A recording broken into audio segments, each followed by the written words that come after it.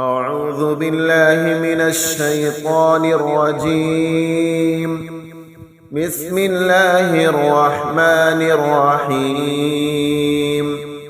ألهاكم التكاثر حتى زرتم المقابر، كلا سوف تعلمون ثم كلا سوف تعلمون، كلا لو تعلمون علم اليقين لترون الجحيم ثم لترونها عين اليقين ثم لتسألن يومئذ عن النعيم. صدق الله العظيم.